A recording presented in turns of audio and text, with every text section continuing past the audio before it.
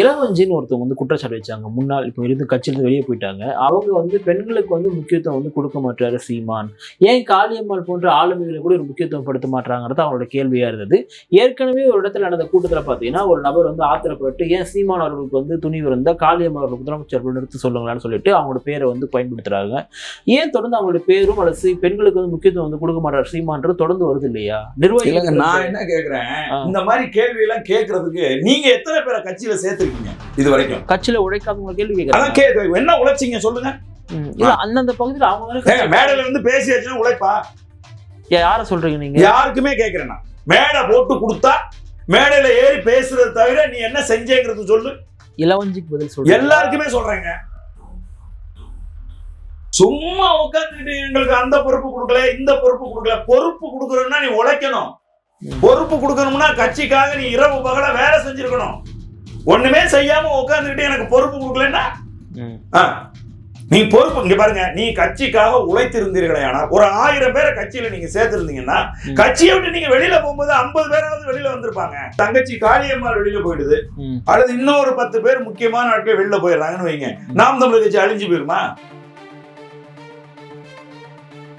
வந்து பவுன்சர் வச்சு வெளியே அமைச்சிடுறாங்க. அங்க சீமான தம்பி, அதுதான் உங்களுக்கு நான் பவுன்சர்னு எந்த அயோக்கியம் சொன்னது? திருநெல்வேலியில சொல்றாங்க. திருநெல்வேலி அந்த அயோக்கியர்களுக்கு நான் சொல்றேன், நிறுவ முடியுமா? அவங்க எல்லாம் பவுன்சர்கள் நிறுவ முடியுமா? எவன் சொன்னானா அவனை நான் கேட்கிறேன். உங்கள் வீட்டை பராமரித்து பாதுகாக்க அணுகுவீர் நிம்மதி ப்ராப்பர்ட்டி மேனேஜ்மெண்ட். நாம் தமிழர் கட்சியிலிருந்து இந்த விலகல் அப்படின்றது இன்னைக்கு கூட நடந்திருக்கு. ஒரு கூட்டமே குறிப்பா கோவை நினைக்கிறேன், அங்க இருக்கக்கூடியவங்க கூண்டோடு நாம் தமிழர் கட்சியிலிருந்து விலகிட்டாங்க. காரணம் என்னன்னா கட்டமைப்பு சரியில்லை அப்படின்ட்டு தொடர்ந்து குற்றச்சாட்டு வைக்கிறாங்க இல்லையா? இந்த நாம் தமிழர் கட்சியில விலகல்ன்றது தேர்தல் வரைக்கும் போயிட்டே இருக்குமா? அப்படிதான் பாக்கணுமா? இல்ல தம்பி, விலகல் அப்படிங்கிறது வந்து கூண்டோட எல்லாம் யாருமே போயிடல தம்பி. நியூஸ்ல அப்படிதான் போட்டாங்க. நியூஸ்ல அப்படிதான் போடுவாங்க. ஏன்னா வந்து இப்ப இன்னைக்கு இருக்கக்கூடிய சூழ்நிலையில திமுக தொடர்நடுக்கத்தோட இருக்கு. புரியுதுங்களா? நாம் தமிழர் கட்சியை காத்து பயப்படுது. அவுட் போறவங்களை பத்தி பேசுறீங்கல்ல, இன்னும் வர்றவங்களை பத்தி பேசுங்களேன். வரவங்க எல்லாம் தாவேக்களை போயிடுறாங்க சொல்றாங்க. யாருக்கு சொல்றது? அதெல்லாம் ஒவ்வொரு நாளும் நூற்றுக்கணக்கான இளைஞர்கள் நாம் தமிழர் கட்சியில இணைஞ்சுட்டு தான் இருக்காங்க. விஜய் கட்சியில ஆல்ரெடி 90. இங்க பாருங்க, இந்த மாயையெல்லாம் எது வரைக்கும் இருந்துச்சு தெரியுமா? பாட்னாவுல அல்லு அர்ஜுன் ஒரு கூட்டம் கூட்டினா பாருங்க, அது வரைக்கும் தான் விஜய்க்கு கூட்டின கூட்டம் எல்லாம் பெரும் கூட்டம்னு நினைச்சுக்கிட்டு இருந்தாங்க. இதை விட 3 மடங்கு அதிகமா அல்லு அர்ஜுனுக்கு கூட்டம் கூட்டினோடனே ஐய இது வந்து ஒரு நடிகனை பார்க்க வந்த கூட்டம் அப்படின்னு சப்புன்னு போயிடுச்சு. விஜய்க்கு கூட்டின கூட்டம் எல்லாம் ஒண்ணுமே கிடையாது. அல்லு அர்ஜுனுக்கு கூட்டின கூட்டம் விஜய்க்கு கூட்டின கூட்டத்தை விட 3 மடங்கு அதிகம். புரியுதுங்களா உங்களுக்கு? நீங்க பாத்துருந்தீங்கன்னா மிரண்டு இருப்பீங்க. பார்த்த அந்த பீகார்ல அப்ப யோசிச்சு பாருங்க, ஆந்திராவில கூட இருந்தா கூட பரவாயில்ல, பாட்னாவில கூடுறான். அப்போ ஒரு உச்ச நட்சத்திரம் அப்படின்னு சொன்னா அவரை பாக்குறதுக்கு கூட்டம் வர்றது இயல்பு தாங்க. அது ஓட்டா மாறுதான்னு ஒரு தேர்தலை சந்திச்சதுக்கு அப்புறம் முடிவு பண்ணுவான். தேர்தல் களத்துக்கே வராதவரை கொண்டு போய் ஏன் தொடர்ச்சியா தேர்தல் களத்துல நின்று ஒரு புள்ளிய வந்து 4 புள்ளியா மாத்தி 4 7 ஆக்கி 7 8.22 மாத்தி இருக்கக்கூடிய நாம் தமிழர் கட்சியோட ஏன் ஒப்பிடுறீங்க? ஊடகங்கள் ஏன் ஒப்பிடுறீங்க? தவறுன்றீங்க. ரொம்ப பெரிய தவறுங்க. விஜய் சீமான் ரொம்ப பெரிய தவறு. அததான் அண்ணன் தொழில் திருமாவளவன் அவர்களும் சொல்றாங்க. உங்களுக்கு என்ன தகுதி இருக்கு நீங்க ஆஃபர் பண்றதுக்குன்னு அண்ணன் திருமாவளவன் கேட்கிறாரு. இப்பதான் கட்சியே ஆரம்பிச்சிருக்கீங்க, இன்னும் ஒரு எலெக்ஷனை கூட நீங்க சந்திக்கல, நீங்க ஆஃபர் கொடுக்குறீங்களா? எங்களோட யார் வேணாலும் கூட்டணி வரலாம் அப்படின்னா, டேய் நீ யாரு? நீ முதல்ல மக்கள் மன்றத்துல நீ யாரு? ரசிகர்களை கூட்டி வச்சுக்கிட்டு ஆஃபர் கொடுக்கலாமா அப்படின்னு கேள்வி கேட்கிறாரு. இது முதிர்ச்சியின்மை. நீங்க வந்து ஒரு முதிர்ந்த அரசியல்வாதியா இருந்தீங்கன்னா இந்த வேலையை செஞ்சிருக்க மாட்டீங்க. நீங்க ஒரு தேர்தலை சந்திங்க. அந்த தேர்தல்ல அண்ணன் திருமா அவர்கள் கேட்கிறாங்க, நீங்க என்ன செய்ய 30% வாக்கு வாங்குவீங்களான்னு கேட்கிறாரு. ஆஃபர் பண்றீங்களா, நீங்க என்ன 30% வாக்கு வாங்கிடுவீங்களா அப்படின்னு கேட்கிறாரு. அப்ப ஆஃபர் பண்றதுக்கு ஒரு தகுதி வேணும் அப்படிங்கறதே தெரியாம நீங்க ஆஃபர் பண்றீங்க. அவங்களோட கொண்டு போய் எங்களை கம்பேர் பண்றீங்க. அதனால தம்பி, இது வந்து சீமான் அவர்களையும் விஜய் அவர்களையும் கம்பேர் பண்ற களம் இது கிடையாது. விஜய் இன்னும் களத்துக்கு விளையாடவே வரல. நாங்கள் இங்க விளையாடி கொண்டு இருக்கிறோம். மக்கள் அங்கீகாரம் பெற்ற கட்சியாக இன்னைக்கு மாறி இருக்கிறோம். அதனால எங்களுக்கு அவரை பத்தின கவலை எல்லாம் எங்களுக்கு கிடையாது. இதெல்லாம் பெரும் அவதூறுகள். கட்சியை விட்டு இங்க பாருங்க, ஒரு கட்சி உடையுதுன்னு எப்படி உடையணும் தெரியுமா? இங்க ஒருத்தன் போயிட்டான், அங்க ஒருத்தன் போயிட்டாங்கிறது கட்சி உடையிறது கிடையாதுங்க. எம்ஜிஆர் போன போது திமுக உடைஞ்சது இல்ல, அதுக்கு பேர் தான் உடைப்பு. ஐயா வைகோ போகும்போது 18 மாவட்ட செயலாளர்கள் கட்சியை விட்டு வெளில போனாங்க தெரியுமா? லட்சக்கணக்கான தொண்டர்கள் வெளில போனாங்க தெரியுமா? அதுக்கு பேர் தான் உடைப்பு. அப்ப கூட திமுக இன்னைக்கு வரைக்கும் இருக்குல்ல, வைகோ எங்க இருக்காரு? திமுக கீழே தானே இருக்காரு. அதனால ஒரு கட்சியை, ஒரு தாய் கழகத்தை உடைக்கிறதுங்கிறது அதுக்கு பேர் தான் உடைக்கிறது. தமிழ்நாடு முழுதும் இருந்து என்னங்க, தமிழ்நாடு முழுசும் இருந்து 32 மாவட்டத்துல இருந்து மாவட்ட செயலாளர் வெளில போயிட்டான். என்னங்க, தமிழ்நாடு முழுதும் வந்து நாம் தமிழர் கட்சியில இருந்து இத்தனை பேர் வெளியில போயிட்டாங்கன்னு சொன்னீங்கன்னா அதுக்கு பேர் வந்து உடைப்பு.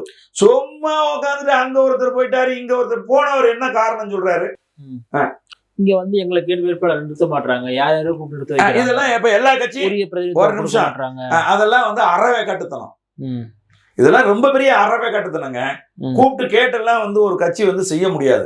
தொடக்க நிலையில் வளர்ந்து கொண்டிருக்கக்கூடிய ஒரு கட்சி இங்க இருக்கக்கூடிய அரசியல் செயல்பாடுகளை அடியோடு மாற்றணும் அப்படின்னு நினைக்கக்கூடிய ஒரு கட்சி, பெண்களுக்கு 50% இடஒதுக்கீட்டை தேர்தல் களத்துல கொடுக்கணும்னு நினைக்கிற ஒரு கட்சி குறைஞ்சது ஒரு 20 பேருக்கு ஒடுக்கப்பட்ட பட்டியல் சமூகத்தை சேர்ந்தவர்களை பொது தொகுதியில நிறுத்தணும்னு நினைக்கக்கூடிய ஒரு கட்சி யார்கிட்டையும் ஆலோசனை கேட்டு நிறுத்த முடியாது. இப்ப பெண்கள் சொன்னதெல்லாம் அந்த கேள்வி நான் கேட்கிறேன். இளவஞ்சின்னு ஒருத்தவங்க வந்து குற்றச்சாட்டு வச்சாங்க, முன்னாள் இப்போ இருந்து கட்சியிலிருந்து வெளியே போயிட்டாங்க. அவங்க வந்து பெண்களுக்கு வந்து முக்கியத்துவம் வந்து கொடுக்க மாட்டாரு சீமான், ஏன் காளியம்மாள் போன்ற ஆளுமைகளை கூட ஒரு முக்கியத்துவம் படுத்த மாட்டாங்கிறது அவங்களோட கேள்வியா இருந்தது. ஏற்கனவே ஒரு இடத்துல நடந்த கூட்டத்துல பாத்தீங்கன்னா ஒரு நபர் வந்து ஆத்திரப்பட்டு, ஏன் சீமான் அவர்களுக்கு வந்து துணிவு இருந்தா காளியம்மாள் அவர்கள் முதலமைச்சர் நிறுத்த சொல்லுங்களான்னு சொல்லிட்டு அவங்களோட பேரை வந்து பயன்படுத்துறாங்க. ஏன் தொடர்ந்து அவங்களோட பேரும் அல்லது பெண்களுக்கு வந்து முக்கியத்துவம் வந்து கொடுக்க மாட்டார் சீமான்றது தொடர்ந்து வருது இல்லையா? நிர்வாகிகள் நான் என்ன கேக்குறேன், இந்த மாதிரி கேள்வி எல்லாம் கேட்கறதுக்கு நீங்க எத்தனை பேரை கட்சியில சேர்த்திருக்கீங்க இது வரைக்கும்? கட்சியில உழைக்காதவங்க கேள்வி கேட்கறாங்க. என்ன உழைச்சிங்க சொல்லுங்க. அந்தந்த பகுதியில் அவங்க மேடையில வந்து பேசியாச்சுன்னா உழைப்பா? யார சொல்றீங்க நீங்க? யாருக்குமே கேக்குறேன். அதுக்குதான் பேரறிஞர் அண்ணா ரொம்ப அழகா சொன்னாரு, கட்சி எனக்கு என்ன செஞ்சதுன்னு நீ யோசிக்காத, நீ என்ன கட்சிக்கு செஞ்சேன்னு யோசின்னு பேரறிஞர் அண்ணா அந்த காலத்துல இருந்து சொன்னாரு. மல்லாக்க படுத்துட்டு மூக்கு மேல விரல வச்சுக்கிட்டு இந்த கட்சியினுடைய வளர்ச்சிக்கு நான் என்ன செஞ்சேன், மேடை போட்டு கொடுத்தா மேடையில ஏறி பேசுறது தவிர நீ என்ன செஞ்சேங்கிறது சொல்லு. இளவஞ்சிக்கு பதில் சொல்றேன். எல்லாருக்குமே சொல்றேங்க, நான் யாரையுமே சொல்றேன், எல்லாருக்குமே கட்சியை விட்டு வெளியில போய் நான் கட்சிக்கு உழைச்சேன்னு சொல்றேன் எல்லாருமே. அப்படின்னா நீ கட்சியை விட்டு வெளியில போகும்போது குறைஞ்சபட்சம் ஒரு 50 பேராவது வெளியில வந்திருக்கணும்ல. நான் சொல்றது புரியுதா உங்களுக்கு? அப்ப நீங்க மட்டும் வெளியில போறீங்கன்னா என்ன அர்த்தம்? நீங்க சும்மா சுயநலமா உட்கார்ந்துகிட்டு கட்சி உங்களுக்கு வந்து பொறுப்பு தூக்கி கொடுக்கணும்னா எப்படி கொடுக்கும்? எத்தனை பேரை இந்த கட்சியின் வளர்ச்சிக்காக நீங்க எத்தனை பேரை உள்ள கொண்டு வந்தீங்க? இந்த கட்சியின் வளர்ச்சிக்காக நீ என்ன பங்களிப்பு செஞ்சீங்க? இதெல்லாம் யோசிக்க வேண்டியிருக்குல்ல. அப்ப சும்மா உட்கார்ந்துக்கிட்டு எங்களுக்கு அந்த பொறுப்பு கொடுக்கல, இந்த பொறுப்பு கொடுக்கல. பொறுப்பு கொடுக்கணும்னா நீ உழைக்கணும். பொறுப்பு கொடுக்கணும்னா கட்சிக்காக நீ இரவு பகலா வேலை செஞ்சிருக்கணும். ஒண்ணுமே செய்யாம உட்கார்ந்துக்கிட்டு எனக்கு பொறுப்பு கொடுக்கலன்னா நீ பொறுப்பு. இங்க பாருங்க, நீ கட்சிக்காக உழைத்திருந்தீர்களே, ஆனால் ஒரு 1000 பேரை கட்சியில நீங்க சேர்த்திருந்தீங்கன்னா கட்சியை விட்டு நீங்க வெளியில போகும்போது 50 பேராவது வெளியில வந்திருப்பாங்க. வைகோ வெளியில போனாருங்க, கட்சிக்காக உழைச்சாரு. உழைச்ச வைகோ வெளியில போன போது 18 மாவட்ட செயலாளர் வெளியில போனா, லட்சக்கணக்கான நாமதம் அன்னைக்கு இருந்து திமுகவில இருந்து லட்சக்கணக்கான பேர் வெளியில போனாங்க. 6 பேரோ 7 பேரோ தீ குளிச்சாங்க அன்னைக்கு. அதுக்கு பேர் தான் உழைப்பு. சும்மா கட்சிக்குள்ள உட்காந்துக்கிட்டு ஒட்டுண்ணி மாதிரி கட்சியை உறிஞ்சி பேரும் புகழும் அடைஞ்சுக்கிட்டு ஒரு கட்டத்துக்கு மேல நான் வெளியில போறேன்னா இது என்ன அர்த்தங்கிற? நீங்க என்ன செஞ்சீங்க கட்சிக்கு, அதை சொல்லுங்க. இப்ப காளியம்மாள் அவர்கள் வந்து கட்சியில வந்து இருக்கிறாங்களா இல்லையானது நம்மளே 2 டைம் பேசியிருக்கோம். ஆனா அவங்க கடைசி இப்போ வந்து கூட்டத்தில் கலந்துக்கிட்டு செய்தியாளர் சந்திப்புல அவங்க கூட வந்து நான் இங்கதான் இருக்கிறேன் அப்படின்றதெல்லாம் தெளிவுபடுத்திருந்தாங்க. நாகப்பட்டினத்துல அவங்க தான் போட்டியிடுவாங்க அப்படின்ற ஒரு பரவலான செய்தி வருது, அது உண்மையா? தம்பி, கட்சியில வந்து யார் இருக்கணும், யார் இருக்க கூடாது, யார் இருக்காங்க, யார் இல்ல அப்படிங்கறதெல்லாம் நாம் தமிழர் கட்சியோட பிரச்சனை. இது வந்து திமுக ஊடகங்களோட பிரச்சனை கிடையாது. இந்த பிரச்சனையெல்லாம் உருவாக்குறதே வந்து ஊடகங்கள் தான் உருவாக்குது. புரியுதுங்களா? பிரச்சனை ஏற்பட்டதான் இந்த ஊடகங்கள். பிரச்சனை எதுவுமே கிடையாதுங்க. நான் கேட்கிறேன், திமுகவில் இன்னைக்கு எந்த பிரச்சனையுமே கிடையாதா? எதுக்கு இந்த நேரு எதுக்கு போய் சிவா வீட்டை ஆள் வச்சு அடிச்சு நொறுக்குனாரு, காரெல்லாம் அடிச்சு நொறுக்குனாரு? எதுக்கு? பிரச்சனை இருக்கிறதுனால தானே. அப்புறம் தஞ்சாவூர்ல வந்து SS பழனிமணிக்கு அவர்களுக்கும் TR பாலு அவர்களுக்கும் மோதல் இல்லையா? இருக்கத்தானே செய்யுது. அப்ப இதெல்லாம் எல்லா கட்சிக்குள்ளேயும் தான் இருக்குது, எல்லா கட்சியிலையும் இருந்துகிட்டு தான் இருக்கு. ஆனா நாம் தமிழர் கட்சியை ஊதி பெருசு பண்றாங்க, நாம் தமிழர் கட்சியை வீழ்த்தணும்னு நினைக்கிறாங்க. இப்ப நான் கேக்குறேன், இப்ப தங்கச்சி காளியம்மாள் வெளியில போயிடுது, அல்லது இன்னொரு 10 பேர் முக்கியமான ஆட்கள் வெளியில போயிடுறாங்கன்னு வைங்க, நாம் தமிழர் கட்சி அழிஞ்சு போயிருமா? இல்ல, அழியாது. அப்புறம் ஆனா பலவீனம் தானே அது. இல்ல, நான் கேக்குறதுக்கு யோசிங்க தம்பி. பலகீனங்கிறது என்ன தம்பி? பலகீனங்கிறது என்ன? ஒட்டுமொத்தமா கட்சியை விட்டு எல்லாரும் வெளியேறிட்டாங்க, அதுக்கு பேர் பலகீனம். மக்கள் ஒட்டுமொத்தமா புறக்கணிச்சுட்டாங்க. 8.22% ஓட்டு வாங்கின நாம் தமிழர் கட்சியை அடுத்த 2026 தேர்தல்ல 1% வாங்க வச்சுட்டாங்கன்னா அது பலகீனம். நாங்க வளர்ந்துகிட்டே போயிட்டு இருக்கிறோம், அடுத்தடுத்த கட்டத்துக்கு நகர்ந்துகிட்டே இருக்கிறோம். எப்படி பலகீனம்? இப்ப நான் கேக்குறேன், 2024 இந்த நாடாளுமன்ற தேர்தல் வந்த போது கட்சியை விட்டு பல பேர் வெளியில போயிட்டாங்க. கட்சியை விட்டு பல பேர் மிக முக்கியமான தளபதிகள்லாம் வெளியில தான் இருந்தாங்க. ஆனாலும் 8.22% ஓட்டு கிடைச்சது. எப்படி கிடைச்சது? சீமான் என்கின்ற அந்த ஒற்றை மனிதன், அவர் பேசுகிற அந்த பேச்சுக்கு கிடைக்கக்கூடிய நம்பிக்கை இருக்குல்ல, மக்கள் அவர் மீது கொண்டிருக்கக்கூடிய நம்பிக்கை இருக்குல்ல, அதற்கு கிடைத்த வாக்குதான். இல்லைன்னா கட்சியின் முதன்மையான தளபதிகளாக செயல்பட்ட பல பேர் கட்சியை விட்டு போனதுக்கு அப்புறம் தான் 2024 நாடாளுமன்ற தேர்தலில் 8.22% வாக்கு கிடைச்சிருக்கு. இதுதான் உண்மை. புரியுதுங்களா? அதனால ஒரு கட்சியில இருந்து பல பேர் போறதும் பல பேர் வர்றதும் இப்ப போனவங்க சில பேர் இன்னைக்கு போய் அதிமுக போய் சேர்ந்திருக்காங்க. இப்ப எங்களுக்கு என்ன ரொம்ப வருத்தமா இருக்குன்னா, இவர்கள் என்ன கொள்கை பிடிப்போடு இருந்தாங்க, எந்த கொள்கையின் அடிப்படையில் நாம் தமிழர் கட்சியில் பயணித்தார்கள், இப்ப எந்த கொள்கையின் அடிப்படையில எந்த கொள்கையை ஏத்துக்கிட்டு அதிமுக செயல்படுறாங்க அப்படிங்கறத நமக்கு புரியல. புரியுதா உங்களுக்கு? இது முன்னாடி அதிமுகவுக்கு போன கல்யாண சுந்தரம் அவர்கள் இருந்து எல்லாருக்குமே சொல்றேன், எந்த கொள்கையை முன் வச்சு அதிமுகவோட போறாங்க, எந்த கொள்கையை முன் வச்சு திமுகவோட போறாங்க நான் கேக்குறேன். அப்ப நீங்க நாம் தமிழர் கட்சியில என்னத்துக்கு இருந்தீங்க இத்தனை வருஷம்? அண்ணன் சீமான் அவர்களுடைய பேச்சை நீங்க தொடர்ந்து மேடைகளில் கேட்டு நீங்கள் பெற்ற அறிவு என்ன, அரசியல் அறிவு என்ன பெற்றீங்க நீங்க? அதனால தம்பி, ஒருத்தர் கட்சியை விட்டு வெளியில போறாங்க அப்படின்னு சொன்னா அவங்க தனிப்பட்ட காரணங்களை, ஒருத்தர் திருப்பத்தூர்ல ஒருத்தர் சொல்றாரு கூட்டணியே வைக்க மாட்டேங்கிறாரு. கூட்டணி வைக்கலன்னா எப்படி ஜெயிக்க முடியும்? ஜெயிக்க முடியாத ஒரு கட்சியில நான் ஏன் இருக்கணும் அப்படிங்கிறாரு. அப்ப கூட்டணிங்கிறது என்ன, கூட்டணி ஏன் வைக்க கூடாதுங்கிறதுக்கு எவ்வளவோ விளக்கங்களை அண்ணன் சீமான் அவர்கள் சொல்லிட்டாங்க. அப்ப அதையும் தாண்டி சுயநலமா சிந்திக்கக்கூடிய ஒருத்தரை என்னன்னு சொல்லுவீங்க நீங்க? இவங்களுக்கு எல்லாம் நம்ம பதில் சொல்லணுமா? இவங்க எல்லாம் கட்சியில இருக்கணுமா? முதல்ல கட்சியை விமர்சனம் பண்றாங்க, இல்ல சீமானோட செயல்பட விமர்சனம் பண்றாங்கன்னா அவங்க நாம் தமிழ் கட்சியில் இருக்கிறதுக்கு தகுதி இல்லாதவங்கன்னு பாக்குறீங்க. கட்சியை ஒருத்தர் விமர்சனம் செய்யறது, கட்சியில விமர்சனம் செய்யாமலாம் யாரும் இல்லைங்க, விமர்சனம் செஞ்சுக்கிட்டு தான் இருக்காங்க. அவங்க எல்லாம் கட்சிக்குள்ள இருக்காங்க.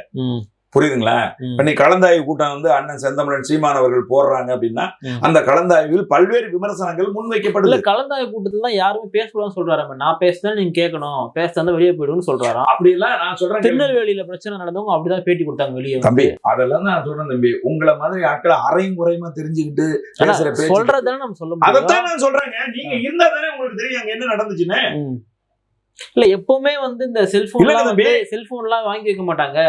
ஆனா இப்ப எல்லாம் செல்போன்லாம் வாங்கி வச்சுதான் உள்ளவான்னு சொல்றாங்க. ஏன் இப்படி பண்றாங்க அப்படின்னு சொன்னா, ஒரு எந்த கட்சியினுடைய பொதுக்குழு அல்லது முக்கியமான அரங்க கூட்டங்கள் நடக்கிற போது எந்த கட்சி அனுமதிச்சிருக்கு செல்போனை? நாங்க அனுமதிச்சோம், அதனால நிறைய வழிகளை சுமந்தோம், அதனால இப்ப வேணாம்னு சொல்றோம். பல பேர் ஒரு கலந்தாய்வு கூட்டத்துல ஒருத்தர் மேல ஒருத்தர் குற்றம் சாட்டிக்கிறாங்க. ஒருத்தர் மேல ஒருத்தர் தவறு, நீ தவறு செஞ்ச, நான் சரி செஞ்சேன்னு குற்றம் சாட்டி பேசிக்கிறாங்க அண்ணனுக்கு முன்னாடி. அண்ணன் அவர்களை சமாதானப்படுத்தி யார் தப்பு யார் ரைட்டுங்கிறத பேச்சுவார்த்தை நடத்தி எல்லாம் செய்ய வேண்டியது இருக்கு. இதை உட்காந்து வீடியோ எடுத்து வெளியில போட சொல்றீங்களா? இல்ல, எந்த பிரச்சனை நடந்தாலுமே பவுன்சர் வச்சு வெளியே அமைச்சிடுறாங்க. அங்க சீமான தம்பி, அதான் நான் உங்களுக்கு நான் ஒண்ணு சொல்றேன். தயவு செய்து ஊடகவியலாளர்கள் உண்மையை தெரிஞ்சுக்காம இப்படி அரையும் குறையுமா எந்த செய்தியும் தெரிஞ்சுக்காதீங்க. அவங்க பவுன்சர் கிடையாது, அவர்கள் பவுன்சர் கிடையாது. நாம் தமிழர் கட்சியினுடைய முன்னாள் ராணுவ பாசறையினுடைய தம்பிகள் அண்ணனுக்கு பாதுகாப்புக்காக அந்தந்த பகுதிகளுக்கு போகும்போது எல்லா மாவட்டத்திலையும் பாசறை தம்பிகள் இருக்காங்க. எப்படி சுற்றுச்சூழல் பாசறை இருக்கிறதோ, எப்படி விவசாய பாசறை இருக்கிறதோ, அதே போல பாதுகாப்பு பாசறையும் இருக்கிறது. பாதுகாப்பு பாசறையில் இருக்கக்கூடிய தம்பிகள் தான் அந்தந்த மாவட்டத்துக்கு போகும்போது அண்ணன் கூட இருப்பாங்க. அவங்களுக்கு பேரு பவுன்சர்னு எந்த அயோக்கியம் சொன்னது? திருநெல்வேலியில சொல்றாங்க. திருநெல்வேலி அந்த அயோக்கியர்களுக்கு நான் சொல்றேன், நிறுவ முடியுமா? அவங்க எல்லாம் பவுன்சர்கள் நிறுவ முடியுமா? எவன் சொன்னானா அவனை நான் கேட்கிறேன். அவங்களுக்கு எல்லாம் பேரு பவுன்சராடா. நீங்க எல்லாம் கட்சியில பயணிச்சவங்களா? நீங்க சொல்லுங்க பாப்பா. அவங்க வந்து முன்னாள் ராணுவ வீரர்கள். அவங்க எல்லாம் ஒருங்கிணைஞ்சு ஒரு பாசறை அமைச்சிருக்காங்க. அந்த பாசறைக்கு பேர் வந்து பாதுகாப்பு பாசறை. அந்த பாசறையினுடைய தலைவர் வந்து தம்பி பூமிநாதன். அவருடைய தலைமையில அவருக்கு ஒரு பாதுகாப்பு கொடுக்கணுங்கிறதுக்காக அந்தந்த மாவட்டங்களுக்கு போகும்போது அந்த மாவட்டத்தில் இருக்கக்கூடிய தம்பிகளுக்கு சொல்லுவாங்க. அவங்க அந்த அந்த அந்த பாதுகாப்பு அந்த உடையை போட்டுக்கிட்டு அவங்க போய் அண்ணனுக்கு பாதுகாப்பா நின்று அண்ணனை வந்து விமான நிலையத்துக்கு அனுப்பி வச்சுட்டு அவங்க போயிடுவாங்க. மதுரைக்கு போனா மதுரையில் இருக்கக்கூடிய தம்பிகள் கூட போவாங்க. இது ஒரு சாதாரண ஒரு செயல்பாடு. இதுக்கு பேர் பவுன்சர்னு யார் சொன்னது? ஊடகவியலாளர்கள் சொல்றாங்க. நான் கோவப்படுறதுமே ஊடகவியலாளர்களை பத்தி தான். எல்லாத்தையுமே தப்பு தப்பா சொல்றது, நாம் தமிழர் கட்சி பற்றி தவறா வெளியில பிரச்சனை பரப்புரை செய்யறது. இன்னைக்கு கையில செல்போன் வச்சிருக்கிறவங்க ஒவ்வொருத்தரும் வந்து ஒரு ஊடகமா இருந்துட்டு இருக்க ஒரு சூழ்நிலையில ஒரு கட்சி ஒரு கலந்தாய்வு கூட்டத்துல உட்கார்ந்து பல விஷயங்களை கட்சியினுடைய உட்கட்சி விஷயங்களை பேசுகிற போது அதை யாரும் வந்து படம் பிடிச்சு வெளியில பரப்பக்கூடாதுங்கிறதுக்காக வெளியில வந்து செல்போன் எல்லாம் வாங்கி வைக்கிறது கூட குற்றமா நான் கேக்குறேன். அதனால அது கிடையாது தம்பி. இந்த இப்ப வந்து கட்சியில வந்து பேச அனுமதிக்க மாட்டேங்கிறாரு. கட்சி வந்து தேர்தலில் நிக்க மாட்டேங்குது. இதெல்லாமே வந்து வேரில் புழு பிடித்து போன குற்றச்சாட்டுகள். இது எதுவுமே வந்து நேர்மையான குற்றச்சாட்டுகள் இல்லை. இப்ப நான் இங்க தலைமை ராவணன் குடியில வந்து கலந்தாய்வு கூட்டம் நடக்குது. காலையில இருந்து சாயந்தரம் வரைக்கும் நடக்குது. பல்வேறு மாவட்டங்கள்ல இருந்து வர்றாங்க. எல்லாரும் சுதந்திரமா எந்திரிச்சுதான் பேசுறாங்க, சண்டை தான் போட்டுக்கிறாங்க. ஒருத்தர் மேல ஒருத்தர் குற்றச்சாட்டு சொல்றாங்க. அண்ணன் எல்லாத்தையும் கேட்கிறாரு, எல்லாத்தையும் சமாதானப்படுத்துறாரு. தவறுகளை சுட்டி காட்டினவங்களை வந்து கூப்பிட்டு அந்த தவறுகளை கண்டிக்கிறாரு. இனிமே நீங்க அப்படி நடந்துக்க கூடாது, ஏன் அவர் வந்து பேசக்கூடாதுன்னு நீங்க நினைக்கிறீங்க, எதுக்கு தடுக்கிறீங்க அப்படின்னு சொல்றாரு. சாதிய ரீதியான குற்றச்சாட்டுகள் எழுகிற போது அவற்றையும் மிக வன்மையா கண்டிச்சு இனி அது போல நடக்கக்கூடாதுன்னு சொல்றாரு. ஒரு தலைவரை அவர் எப்படி இவங்களெல்லாம் அரவணைச்சு போகணுமோ அதே சரியா வந்து அரவணைச்சுதான் அவர் போறதா நான் கருதுறேன். என் கண்ணுக்கு முன்னாடி நான் வந்து பார்க்கிறேன். அப்ப எப்படி நிகழ்ச்சி நடத்தணும், எப்படி வந்து கலந்தாய்வு கூட்டம் நடத்தணும் அப்படிங்கிறதுக்கெல்லாம் வகுப்பு எடுக்க கூடாது யாரும். அது தலைமை வந்து எப்படி நடத்தணுங்கிறது தலைமைக்கு தெரியும். அது போல அவங்க வந்து நடத்துவாங்க. நீங்க வந்து ஏன் வந்து நீங்க வந்து இமானுவேல் சேகரனுக்கு நீங்க வந்து மாலை போடுறீங்க, நீங்க வந்து முத்துராமலிங்க தேவருக்கு மாலை போடுறீங்க, ஏன் காமராஜருக்கு வந்து மாலை போட மாட்டேங்கிறீங்க அப்படின்னு கேள்வி எழுப்புறாங்க பாருங்க. முத்துராமலிங்க தேவர் ஐயாவுக்கு பல தடவை நாங்க இங்க சென்னையிலேயே மாலை போட்டிருக்கோம். புரியுதுங்களா? அது இருக்கிற நேரத்தை பொறுத்து, நேரம் இருந்ததுன்னா போய் போடுவோம், இல்லை அப்படின்னா இங்க இருக்கிற சிலை எந்த சிலையோ அந்த சிலையில போய் மரியாதை செலுத்துவோம். பல பேருக்கு வந்து அலுவலகத்திலேயே வேலுநாச்சியாருக்கு அலுவலகத்திலேயே மரியாதை செலுத்துறோம். நாங்க மரியாதை செலுத்தணுமா இல்லையாங்கிறது தான் கேள்வி. நீ ஏன் அந்த ஊருக்கு வந்து மரியாதை செலுத்தலை, ஏன் நீ இந்த ஊருக்கு வந்து மரியாதை செலுத்தலை அப்படிங்கறதெல்லாம் விதண்டாவாதம். இதெல்லாம் நாம் தமிழர் கட்சியை வீழ்த்துறதுக்கு வெளியில இருந்து காசு வாங்கிட்டு செய்யற வேலை. இந்த வேலையெல்லாம் இந்த வேலையை நிறைய பேர் செய்யறாங்க. அதை நாங்கள் நேரடியா வந்து வன்மையா கண்டிக்கிறோம். அப்படியாப்பட்டவர்கள் கட்சியை விட்டு வெளியில போறாங்க. அவங்க போறதுனால கட்சி தொடர்ச்சியா தூய்மை உற்றுக்கிட்டு இருக்க ஒழிய ஒருபோதும் அது கட்சி வந்து அழிஞ்சு போகல, கட்சி சிதைஞ்சு போகலைங்கிறது என்னுடைய நம்பிக்கை. நிகழ்ச்சியில் பங்கேற்று பல்வேறு கருத்துக்களை பகிர்ந்தமைக்காக நன்றி. மிக்க மகிழ்ச்சி தம்பி. நன்றி, வணக்கம்.